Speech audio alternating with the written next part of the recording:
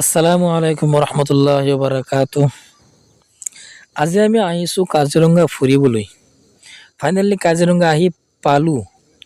কাজিৰঙা সোমালোঁ। ইয়াত সোমাই মানে বহুত ধুনীয়া লাগিছে। প্ৰথমেতো কাজিৰঙাৰ যিটো ৰাস্তা আছে, এই ৰাস্তা বহুত ধুনীয়া লাগিছে।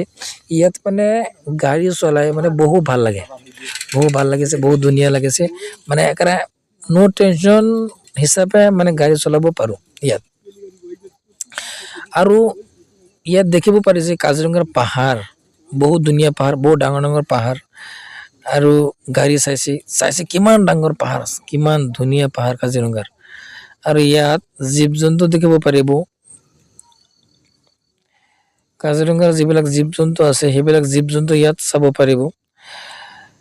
ইয়াত আৰু চাহ বাগিচা চালোঁ।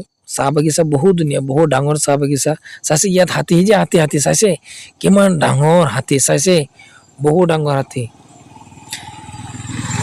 আৰু কাজিৰঙাত বহুত জীৱ জন্তু আছে। আমি ভিতৰত যোৱা নাই, বাহিৰতে আছিলোঁ। ৰাস্তা দি গাড়ী চলাই গৈ আছোঁ আৰু জীৱ জন্তুবিলাক চাইছোঁ। ইয়াত আমি দেখা পাইছোঁ বাঘটো দেখা নাই, ইয়াত দেখা পাইছোঁ হাতী, ঘৰ আৰু গাহৰি, হৰিণ আৰু মহ এইবিলাক দেখা পাইছোঁ। সেইবিলাক আপোনালোকক দেখুৱাব চেষ্টা কৰিম।